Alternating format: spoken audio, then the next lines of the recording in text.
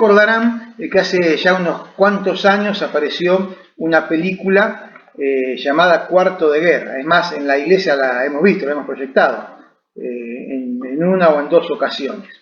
Y el Cuarto de Guerra me vino a la mente porque el tema que hoy quiero encarar, quiero reflexionar junto con ustedes en base en la palabra de Dios, tiene que ver con esto. Tiene que ver con que nuestra vida transita en términos de que muchas veces podemos compararla con una batalla, ¿no? Hemos mencionado recién cosas, batallas o situaciones que se nos presentan en términos de salud, en términos de necesidades espirituales, en términos de preocupaciones, de cuestiones relacionadas con el trabajo, con lo laboral, con la falta de él, bueno, en fin.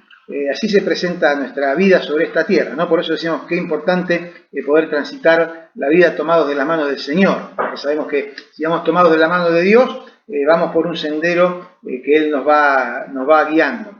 Y sabemos que vamos por un camino seguro, más allá de las cosas que tengamos que enfrentar. Así que bueno, les invito a pensar en este tema. Bueno, vamos a leer en Efesios capítulo 6, este pasaje lo voy a leer yo, Efesios capítulo 6, del 12 al 10. Efesios 6, del 12 al 10. No dije del 10 al 12, dije del 12 al 10, porque lo vamos a ir leyendo al revés.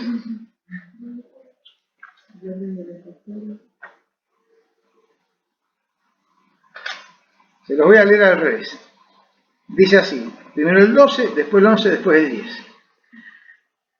Hablando de esto, de este tema, ¿no? Porque no tenemos lucha contra sangre y carne. Cuando acá habla de sangre y carne se refiere a personas de carne y hueso, a seres humanos como nosotros, ¿no? Muchas veces el primero que se presenta en esa lucha puede ser una persona, pero acá nos está animando a mirar un poquito más atrás de la situación puntual en la que estamos enfrentando. Entonces dice, no tenemos lucha contra sangre y carne, sino contra principados, contra potestades, contra los gobernadores de las tinieblas de este siglo, contra huestes espirituales de maldad en las regiones celestes. Entonces, después voy a leer los otros pasajes.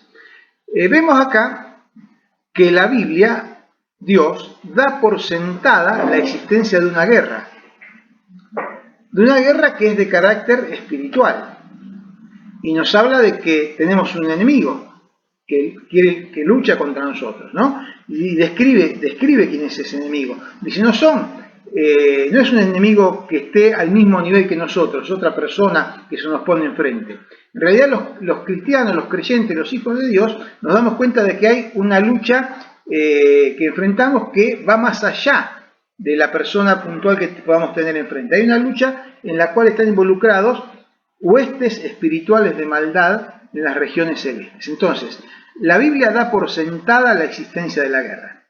En ningún momento Dios nos dice que cuando vayamos a Él, la guerra y las peleas se van a terminar, las luchas de la vida. No lo dice en ningún lado. Si usted se involucra en el camino de Dios porque piensa que se le va a transformar todo y van a desaparecer los problemas y no va a tener que renegar más con ninguna cosa, está equivocado. La lucha está. Lo que pasa que no es lo mismo la lucha sin Dios que la lucha con Dios. Y no es lo mismo luchar sabiendo que vamos a llegar a un lugar al cual Dios nos está guiando, a luchar y dar manotazos para cualquier lado sin saber en qué va a terminar eso. Entonces, sabemos que hay una guerra. Y que no es una guerra fácil, porque hay luchas cruentas y hay enemigos poderosos. Esa descripción que hace acá, cuando dice que la lucha es contra principados, potestades, gobernadores de las tinieblas de este siglo, huestes espirituales de maldad, nos muestra que hay enemigos poderosos contra los que luchar. Pero déjenme decir algo, ya que estamos en Efesios y hace esta mención.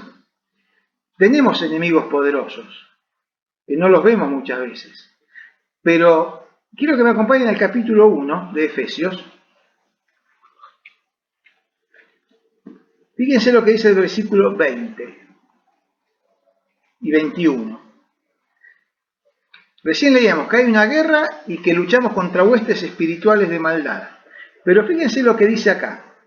Habla de Cristo, quien resucitó de los muertos y está sentado a la diestra de Dios en los lugares celestiales. ¿Y qué dice el versículo 21? Está sentado ¿dónde? Sobre todo principado y autoridad y poder y señorío, y sobre todo nombre que se nombra, no solo en este siglo, sino también en el venidero. Y el Padre sometió todas las cosas bajo sus pies y lo dio por cabeza a la iglesia. Entonces, tenemos una lucha que es contra enemigos poderosos, contra enemigos importantes, pero nosotros no estamos solos en esa lucha, sino que nosotros estamos enrolados en el ejército de Jesús. Dice que Jesús gobierna sobre todo principado, sobre toda autoridad, poder y señoría. Entonces, el enemigo es poderoso, pero nuestro Señor es mucho más poderoso. Por eso podemos estar hablando de estas cosas. Y hablando de estas cosas sin temor, sin hablar con miedo a lo que tenemos que enfrentar. Porque sabemos que el Señor gobierna sobre todo, el Señor es todopoderoso y está con nosotros. Ahora bien, ¿qué tenemos que hacer nosotros?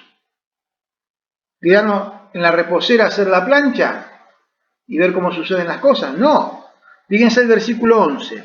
Dice, vístanse de toda la armadura de Dios, para que puedan estar firmes contra las acechanzas del diablo. Todo eso que decíamos recién, potestades, principado, gobernador de las tinieblas, huestes de maldad, bueno, acá lo resume en el que manda en ese ejército, que es el diablo. Entonces, el diablo nos acecha. El diablo quiere causarnos daño. ¿Y qué nos dice? ¿Qué tenemos que hacer nosotros? Vístanse de toda la armadura de Dios. Entonces, como el enemigo es poderoso, no podemos enfrentar esta lucha, esta guerra, con expectativas ciertas de vencer en la batalla, si no nos ponemos la armadura de Dios. Entonces, estamos en una guerra, el enemigo es poderoso, nuestro Señor es todopoderoso y nos dice, pónganse mi armadura. ¿Y qué más dice? Versículo 10. Por lo demás, hermanos míos, fortalezcanse en el Señor y en el poder de su fuerza.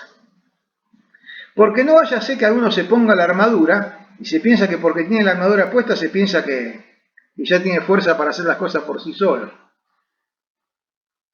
Tenemos que ponernos la armadura de Dios, y la armadura de Dios es una armadura espiritual, que está descrita en los versículos que siguen, ¿no? Que no lo vamos a leer hoy, no es nuestro tema principal hoy hablar de la armadura. Pero sí saber que hay una armadura que Dios, una armadura espiritual que Dios quiere que nos pongamos, y que con esa armadura puesta nos fortalezcamos en el Señor y en el poder de su fuerza. ¿Estamos bien hasta acá? Avanzamos. Si hay una guerra, si tenemos que poner una armadura, hoy ya no se usan las armaduras, ¿no? Pero bueno, estamos hablando de la época que Pablo está describiendo. Si estamos en una guerra y usamos una armadura, quiere decir que somos ¿qué? Somos soldados, como dice el título ahí de esta nueva pantalla. Somos soldados. Y respecto de los soldados, Pablo escribe también a Timoteo en la segunda carta, si quieren buscar y alguno lo quiere leer, 2 Timoteo capítulo 2, versículos 3 y 4. 2 Timoteo 2, 3 y 4. Léalo alguno, por favor. Nos habla a nosotros como soldados.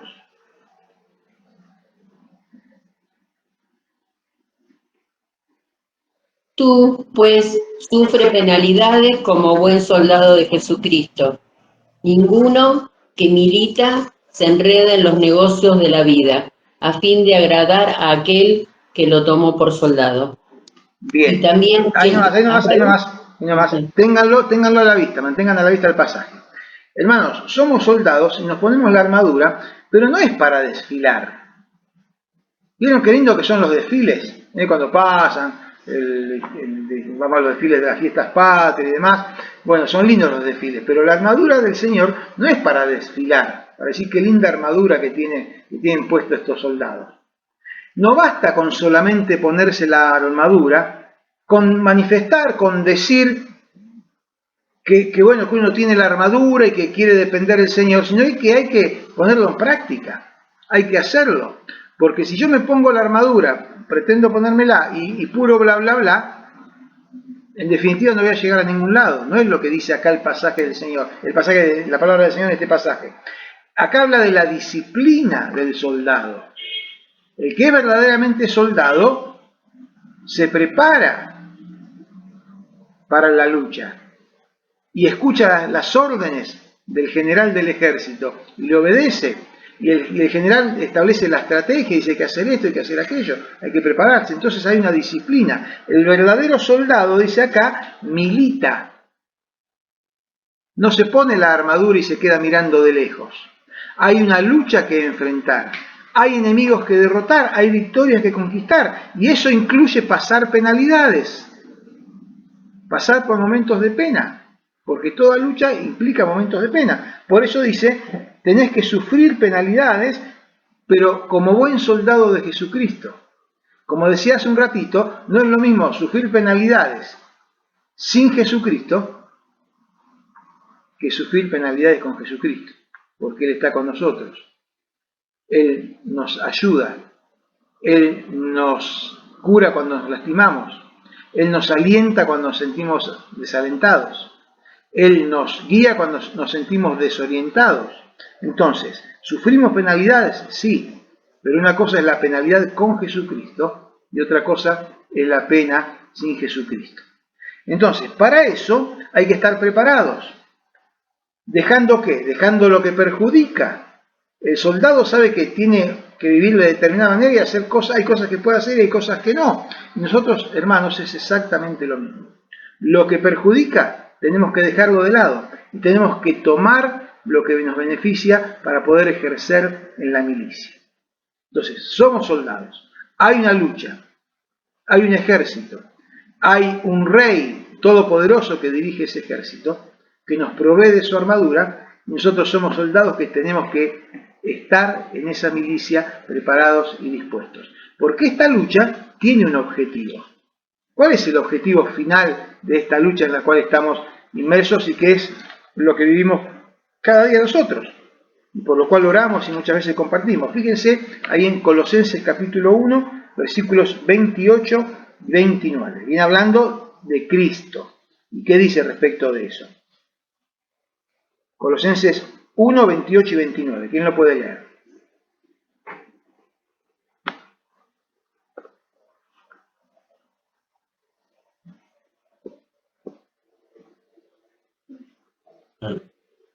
A quien anunciamos, amonestando a todo hombre y enseñando a todo hombre en toda sabiduría, a fin de presentar perfecto en Cristo Jesús a todo hombre, para lo cual también trabajo, luchando según la potencia de Él, la cual actúa poderosamente en mí. Bien, cuando dice hombre acá se refiere al ser humano, habla hombre en términos de género humano, ¿no? Entonces, hombre o mujer, cualquiera que está en el camino del Señor. ¿Cuál es el propósito final de este camino en el cual tenemos que luchar? El que dice al final del versículo 28, que podamos presentarnos cada uno de nosotros perfectos en Cristo Jesús. ¿Qué quiere decir perfecto? El otro día, el domingo, hablamos de esta palabra perfecto. En este contexto significa completo. Así que vayamos creciendo en nuestra vida, siendo cada vez más maduros, creciendo en la fe, creciendo en la dependencia del Señor, creciendo en el testimonio, hasta llegar a ser completos. Y ese es el propósito de la lucha.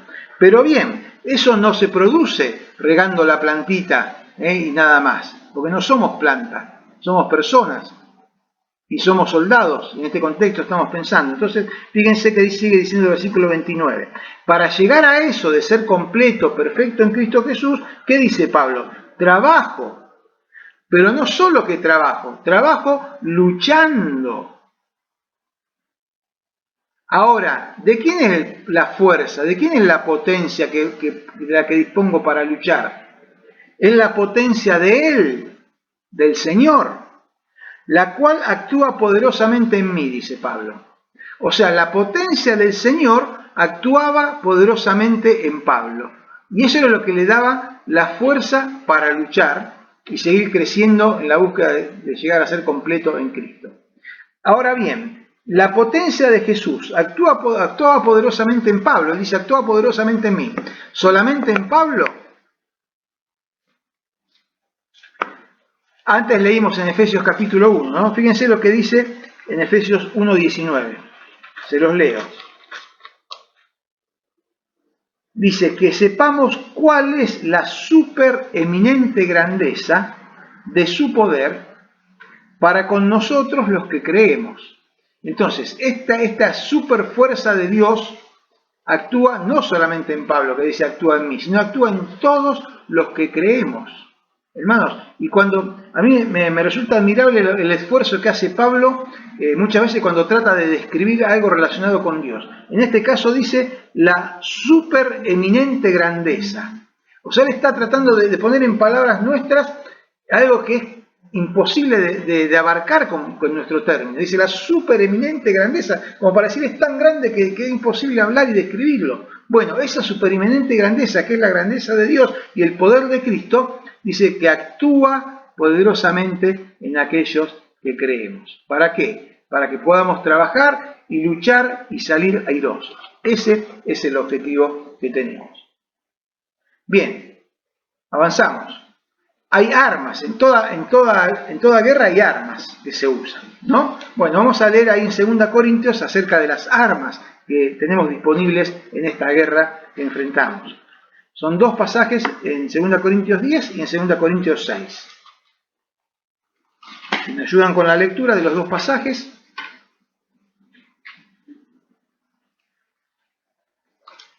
Primero el 10.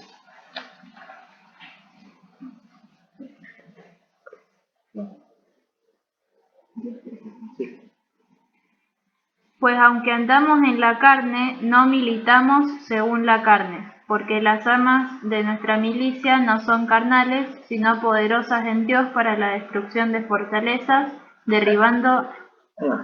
Para la destrucción de fortalezas. Bien, vieron que entonces acá menciona las armas. Habla de la milicia, estamos en lucha, estamos en guerra, todos los seres humanos. Los creyentes en Dios tenemos todas estas ventajas que estamos hablando. Entonces contamos con armas, pero nuestras armas no son armas según la carne, sino son armas humanas, ni fabricadas por seres humanos, ni dependen de las fuerzas humanas. Dice que nuestras armas son espirituales. No andamos en la carne, porque andamos en la carne si vivimos como seres humanos, pero no militamos según militan las personas, según pelean las personas que pelean de acuerdo a lo que pueden, de acuerdo a lo que les parece, y así marcha la cosa. No, tenemos un general, tenemos un rey que nos guía y nos da las armas con las cuales luchar. Entonces, hermanos, si estás en lucha, basta de pelear con tus propias armas, basta de enfrentar la pelea con tus propias fuerzas, porque el Señor dice que Él nos provee de las fuerzas, su supereminente grandeza de su poder está puesta a nuestra disposición, está puesta a disposición de aquellos que creen en Él y que deciden ponerse la armadura y ejercitarse y tomar las armas que nos provee de Dios para luchar, pero no son las armas humanas. Dice, las armas de nuestra milicia no son carnales, no son humanas, son poderosas en Dios para la destrucción de fortalezas. ¿Qué fortalezas estás enfrentando? ¿Qué fortalezas tenés por delante? Bueno, las armas que Dios nos provee son poderosas para destruir esas fortalezas. Esas fortalezas a veces las tenemos enfrente y a veces están dentro nuestro. Porque lamentablemente a veces dejamos crecer en nuestro interior fortalezas, o sea, cosas que se terminan convirtiendo en fortalezas porque nosotros le damos el lugar. Cosas negativas. El no sirvo, el no voy a poder. Cuando Dios nos dice que en Él servimos, que en Él sí vamos a poder, bueno, a veces son fortalezas internas que hay que derribar. Cuando tomamos las armas del Señor, esas fortalezas se hacen, esas armas Dios las pone a nuestra disposición para que las utilicemos. El capítulo 6, versículo 7 añade algo. respecto de esto. Dice 2 Corintios 6:7, dice, en palabra de verdad, en poder de Dios, con armas de justicia a diestra y a siniestra. Es decir, estas armas que utilizamos, y que son las que nos provee Dios, son armas lícitas. Vieron que en las guerras se utilizan cualquier cosa, y todo tipo de artimaña y artilugios y malas artes para vencer. No, hermanos, nosotros contamos con las armas de que el Señor nos da el Señor, que son armas de justicia, armas de rectitud. Entonces nosotros tenemos que ser justos y rectos en nuestras vidas, porque por ese lado vienen las armas que nos da el Señor para batallar. No son útiles las armas de la carne. Dejen las armas de la carne. Cuando estén en alguna situación y se les ocurra apelar a algo que no tiene que ver con lo que Dios quiere, hermanos, deséchenlo. No hagan lo que Dios no quiere, lo que Dios nos dice que no, porque esas son armas humanas. Nosotros no usamos armas humanas, sino que usamos las armas espirituales. Y añade acá, habla con armas de justicia a diestra y siniestra. La diestra es la derecha, la siniestra es la izquierda. Es decir, utilizamos las dos manos, la diestra y la siniestra, la derecha y la izquierda, para usar las armas que Dios nos da. En Efesios 6, que fue el pasaje que empezamos a leer al principio, nos habla justamente de esas armas, ¿no? Y nos dice que en una mano cada uno sabrá cuál es la que usa mejor para uno y cuál es la que usa mejor para otra. Yo, por ejemplo, si tuviera que utilizar el arma de defensa, ¿cuál es el arma de defensa según el Efesios 6:16? El arma de defensa es el escudo de la fe. Dice, tomen el escudo de la fe con el que puedan apagar todos los dardos de fuego que les tira el maligno. ¿Ustedes se sienten a veces que el maligno les tira dardos de fuego para atacarnos? Dice, ¿te sentís así? Bueno, agarrá el escudo de la fe y protegete con el escudo de la fe. Eso en una mano. Yo, en este caso, el escudo de la fe lo usaría en la mano izquierda, en la siniestra. Y en la mano derecha usaría el arma que es de ataque. ¿Cuál es el arma de ataque? El versículo 17. La espada del Espíritu, que es la palabra de Dios. Así que, ¿qué dice? En una mano el escudo de la fe para protegerte. Y en el otro, la espada de la palabra de Dios para avanzar. Entonces, hermanos, utilicemos las dos manos. Tenemos que usar las dos manos para poner en uso las armas que nos provee el Señor. Ahora bien, estas manos, la derecha y la izquierda, las dos, tienen que estar adiestradas. David, escribiendo allí y citado por Samuel, en el segundo libro de Samuel 22:35, dice, se los leo, dice, Dios es quien adiestra mis manos para la batalla, de modo tal que se doble el arco de bronce con mis brazos.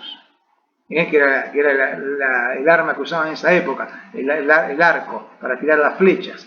Bueno, dicen los que han probado que no es fácil tirar con una flecha con un arco, que hay que hacer mucha fuerza y requiere mucha destreza. Bueno, hermanos, nosotros debemos tener nuestras manos adiestradas. Y para adiestrarnos, ¿qué hay que hacer? ¿Qué dice ahí abajo de todo? Y hay que tomar clases de adiestramiento, porque las armas son las que provee el Señor. Entonces, hermanos, tenemos que tomar clases con el Señor y concurrir a las clases. Algunas clases son individuales, las hacemos nosotros en nuestras casas, y otras veces concurrimos a las clases de adiestramiento donde nos juntamos para aprender, y ahí es cuando nos reunimos como iglesia para aprender a utilizar las armas que el Señor nos da. Hay un arma secreta. Hay un arma secreta. ¿Me ayudan a leer esos 3 pasajes que tenemos ahí arriba? Búsquenlo, por favor, y léanlos. Salmo 28:2, 1 Timoteo 2:8, Efesios 6:18. Acá está develada cuál es el arma secreta. Oye la voz de mis ruegos cuando clamo a ti, cuando alzo mis manos hacia tu santo templo. Cuando alzo mis manos en oración. Entonces, también usamos nuestras manos, no solamente para llevar el escudo y la espada, sino que también utilizamos nuestras manos para unirlas en invocación, en oración, en clamor a Dios. Oye mi oración cuando levanto mis manos y clamo a ti, dice el Salmo. 1 Timoteo 2:8, ¿qué dice? Quiero pues que los hombres oren en todo lugar levantando manos santas, sin ira ni contienda. levantando manos santas al Señor, como en señal de santidad y dependencia, poder orar. Quiero que los hombres oren, levantando al cielo manos santas. ¿Y qué dice Efesios 6:18? Orando en todo tiempo, con toda oración y súplica en el Espíritu, y velando en ello con toda perseverancia y súplica por todos los santos. Bien, esta es un arma secreta, porque es un arma invisible. Todas las otras armas que conforman la armadura de Dios se ven. Ahí tenemos en los versículos anteriores.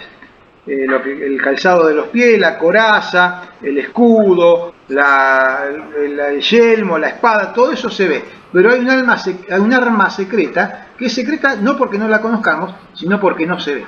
Y ese arma, hermanos, es la oración. Entonces usamos, como dije antes, nuestras dos manos, no solamente para agarrar las armas, sino para unirlas en oración al Señor. Esta oración tiene algunas pequeñas características que daría para que charlemos todo el tiempo de estas características. Yo solamente las voy a mencionar. Habla de oración y súplica, es decir, no es una simple oracioncita tirada al aire. El apóstol pone la palabra súplica a propósito para enfatizar que cuando oramos y suplicamos al Señor, lo hacemos realmente entregados a ello y de corazón, ¿no? Y dice que debemos orar en el Espíritu, no orar como a nosotros se nos canta la gana. Debemos reconocer que a veces oramos cuando se nos da la gana a nosotros, ¿no? Y una cosa es orar en nuestra forma de querer orar, y otra cosa es orar en el Espíritu, porque esa es la oración que llega al Señor y que el Señor contesta. Y dice con perseverancia, con toda perseverancia. No oren y después, bueno, y se me olvide, bueno, Dios no habrá querido, o bueno, si sigue así, la cosa es así, me conformo con eso. No, perseveren en la oración. ¿Hace mucho que estás orando por algún tema? ¿Te parece que Dios todavía no respondió a eso? Bueno, seguí orando, perseverá en la oración, como dice también en otro texto. ¿Y qué dice? Oren también por todos los santos, oren por los demás, como cuando oramos unos por otros. Y también dice, no lo leímos, pero Pablo habla en los versículos siguientes, oren por mí para que pueda seguir predicando el Evangelio. Entonces oremos también por la extensión del Evangelio, porque muchas veces nos centramos a orar en los problemas, en las necesidades, pero el Señor nos dice, oren también para que el reino de Dios crezca, para que otros conozcan al Señor. Bien, el arma secreta. Esto es muy lindo, esto muy interesante. La necesidad del cuarto, porque recuerdan que yo le puse de título a esto como a la película Cuarto de Guerra. Hasta ahora estuvimos hablando de la guerra. Ahora quiero hablar del cuarto. Para eso vamos a leer Mateo 6, del 6 al 8. ¿Alguno de ustedes que lo quiera leer, hermanos? Tú, cuando ores, entra en tu aposento y cerrada la puerta, ora a tu Padre que está en secreto, y tu Padre que ve en lo secreto te recompensará en público. Y orando, no uséis vanas repeticiones como los gentiles, que piensan que por su palabrería serán oídos. ¿El 8 también? Sí. No os hagáis pues semejantes a ellos, porque vuestro Padre sabe de qué cosas tenéis necesidad, antes que vosotros le pidáis. Gracias. Yo puse una frase ahí encabezando esta pantalla. Cuando vas a orar, cuando vas a orar, necesitas del cuarto.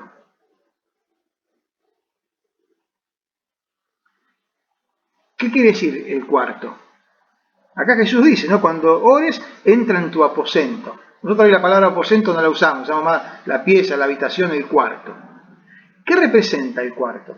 Miren, el cuarto, cuando vas a orar, y usted me entiende con lo que digo, cuando vas a orar, necesitamos un lugar apropiado en lo posible, ¿no? A veces no es posible, pero si podemos encontrar un lugar apropiado y un momento apropiado,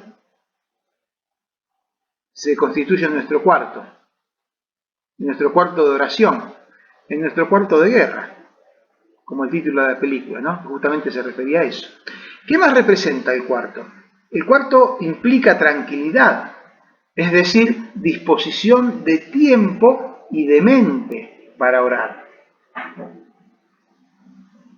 ¿Qué más implica el cuarto? Implica intimidad. implica confianza, abrir el corazón, implica comunión. No sentir que le estoy hablando a las paredes o al aire, sino realmente sentir que estoy en esa comunión con el Señor y que estoy hablando y Él me escucha y muchas veces Él me responde también en la oración. Y también el cuarto implica sinceridad y sencillez. Lo leímos recién. No quiero tampoco abundar en el pasaje, no estoy desgranando cada pasaje, sino que estoy trayendo la idea, ¿no? Cuando ores, dice, ora a tu Padre que ve en lo secreto, con sinceridad, sencillez, y tu Padre que ve en lo secreto va a actuar. Hermanos, necesitamos el cuarto. Necesitamos el cuarto de guerra.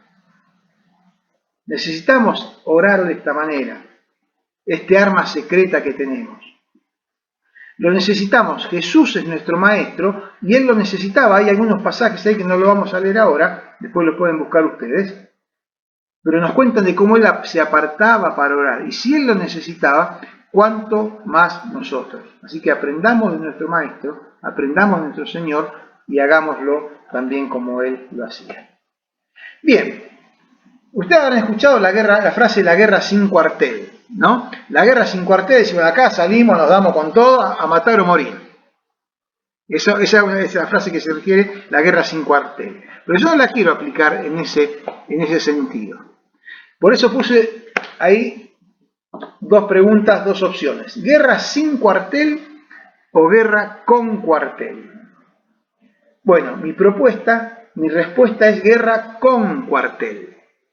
¿Y qué quiero decir con cuartel? Bueno, cuartel puede tener varios significados. Si usted lo busca en el diccionario, le va a tirar varios significados. Yo quiero que pensemos en el cuartel como cada uno de los puestos o sitios en que se acuartela el ejército cuando está en campaña. Es decir, nosotros somos soldados, formamos un ejército en esta guerra, ¿no? Cada uno de nosotros somos soldados, pero a su vez, cuando nos unimos, formamos el ejército. Y el ejército tiene un cuartel. ¿Cuál es el cuartel? Es el puesto o sitio en que se acuartela el ejército cuando está en campaña de guerra. Hermanos, necesitamos del cuartel. No podemos ni debemos enfrentar esta guerra solos. ¿Podés enfrentarla? Podés enfrentarla solo. ¿Cómo te va a ir? Y bueno, si estás solo, no sé cómo te puede llegar a ir. Por eso, hermanos, necesitamos del cuartel. ¿Cuál es el cuartel? El cuartel, y este es el último ítem de nuestra reflexión de hoy. Bueno, el cuartel es el que nos habla Mateo 18, del 18 al 20. Y este cuartel lo necesitamos, hermanos, si queremos salir airosos, victoriosos en esta guerra y también estar apoyados en la lucha, necesitamos del cuartel. Ese es el lugar al cual nos encontramos mientras estamos en campaña, mientras estamos en la batalla. ¿Qué dice Mateo 18, del 18 al 20? ¿Quién lo puede leer? Dale.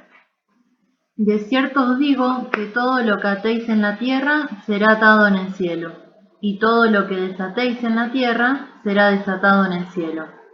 Otra vez os digo que si dos de vosotros se pusieren de acuerdo en la tierra acerca de cualquier cosa que pidieren, les será hecho por mi Padre que está en los cielos. Porque donde están 2 o 3 congregados en mi nombre, allí estoy yo en medio de ellos. ¿Cuál es el cuartel, hermanos? ¿Cuál es el cuartel? El cuartel es la iglesia.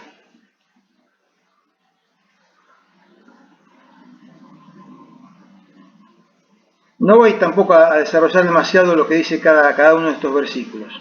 Ya saben ustedes que esto de atar y desatar no tiene nada que ver con las barbaridades que escuchamos por ahí que se dicen, ¿no? Atar y desatar es, bueno, el Señor manifiesta esto y nosotros debemos sujetarnos a eso. Si el Señor dice que lo va a hacer, lo va a hacer, y si dice que no, no lo va a hacer. Pero ¿qué dice? Si 2 de ustedes se ponen de acuerdo y utilizan el arma secreta de la oración, Dios los va a escuchar. Porque no es solamente reunirnos 2 o 3 o quizás 30 que podamos ser hoy aquí reunidos. No es el valor solamente de estar nosotros, sino que es el valor que nos congregamos en el nombre del Señor. Y allí en medio nuestro, aquí en medio nuestro, está el Señor. Ese es el valor del cuartel. Entonces, el cuartel debe estar repleto de oración. Y debemos orar juntos por motivos que están de acuerdo con la voluntad de Dios, no por cualquier cosa que se nos ocurra. Buscando la voluntad de Dios. ¿Y qué encontramos? Ahí hay otros pasajes que tampoco lo vamos a leer ahora, se los dejo para que después lo busquen. Debemos orar unos por otros y debemos orar por la iglesia como cuerpo, como lo hacemos. Ahí tenemos los pasajes bíblicos que nos hablan de eso. ¿Por qué más debemos orar? ¿Cuál es lo que Dios quiere que oremos? Y Dios quiere que oremos por los ministros del Evangelio, por los que predican, por los que extienden la semilla. Y hermanos, de alguna manera todos nosotros somos también ministros del Evangelio cuando nos comprometemos en esa tarea. Pero oremos, hermanos, oren por los pastores, oren por los misioneros. Debemos orar por los inconversos también. Entonces, hermanos, el cuartel es el ámbito de la iglesia y debemos orar también en el cuartel porque el cuartel nos fortalece para la guerra. Cuando nos reunimos en el nombre del Señor para orar y prepararnos de la manera que Él lo dice. Conclusiones. Entonces, para concluir esto, un resumen de todo lo que dijimos. Hermanos, estamos en guerra. Seamos conscientes de que estamos en guerra. La vida es una batalla. Lo compartimos todo el tiempo. Distintos frentes de guerra. Estamos en guerra. Debemos estar preparados para la guerra. Saber utilizar las armas que Dios pone en nuestras manos, porque esas son las armas que tenemos que utilizar, porque las nuestras están destinadas al fracaso, y seguramente ustedes más de una vez lo habrán comprobado, que nuestras armas humanas están destinadas a la derrota. Utilicemos las armas del Señor, sepamos utilizarlas, preparémonos, capacitémonos, reunámonos para aprender a utilizarlas. El enemigo es poderoso, sí es poderoso, pero nuestro Dios es todopoderoso. Si querés enfrentarte solo al enemigo, es más poderoso que vos. Seguro, y que mí también, que yo también. Yo no puedo hacer nada contra el enemigo por mí solo. Pero nuestro Dios es todopoderoso. La oración verdadera, el arma secreta, tiene promesa de respuesta. Les leo lo que dice 1 Juan, ustedes lo conocen. Dice así: esta es la confianza que tenemos en Jesús, que si pedimos alguna cosa conforme a su voluntad, Él nos oye. Y si sabemos que Él nos oye en cualquier cosa que pidamos, sabemos que tenemos respuesta a las peticiones que le hacemos a ellos. La oración verdadera tiene promesa de respuesta de parte de Dios. Por todo lo dicho, hermanos, y para concluir entonces en esta reflexión, tengamos cada uno nuestro cuarto de guerra. Tenemos que tener nuestro cuarto de guerra, nuestro cuarto de oración. Y juntos formemos un gran cuartel de guerra en el cual nos reunimos, y ese cuartel de guerra a veces será un ámbito físico, como puede ser el templo, en el cual nos reunimos cada domingo para compartir la fe y compartir el Señor. A veces es un ámbito físico y siempre es un ámbito espiritual. Cuando nos unimos, estamos reunidos en su nombre y permanecemos así cada día unidos al cuerpo del Señor, a la familia de la fe. En su nombre siempre estaremos inmersos en este cuartel espiritual en el cual nos sentimos protegidos, nos sentimos animados, nos preparamos, nos capacitamos y el Señor nos utiliza. Bueno, hermanos, empezando este año, les propongo que nos hagamos el propósito de tener este cuarto y este cuartel de guerra, que podamos realmente sabernos parte del ejército del Señor, saber que su poder nos acompaña, nos guía, Él está cada momento con nosotros y no hay enemigo que nos pueda derrotar. No hay batalla en la cual no podamos salir triunfantes cuando nos manejamos de la manera que recién hemos hablado. Oramos. Padre nuestro que estás en los cielos, Señor, gracias porque al iniciar este año, Señor, estamos apenas en estos primeros días de este 2026 y con todo este año por delante. Padre, con problemas que arrastramos, con nuevas situaciones que surgirán en el futuro, pero saber, Señor, que en esta guerra que enfrentamos estamos en tu ejército, contamos con tus armas, con tu protección, con tu armadura, con tu ayuda, con tu guía y con la herramienta poderosa y secreta de la oración, invisible pero tan poderosa, Señor, es que te queremos agradecer y someternos a tu voluntad y a tus propósitos para nuestras vidas. Tú nos conoces a cada uno, Señor, y para cada uno tienes propósitos, tienes caminos, Señor, y tienes tarea para hacer.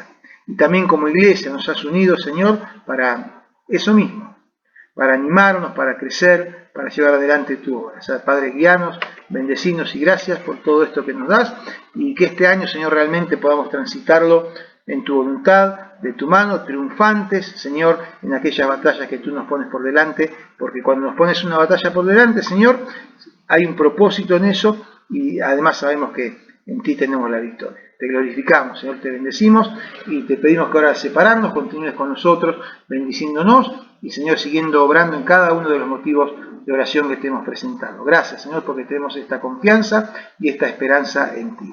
En el nombre de Jesús, amén.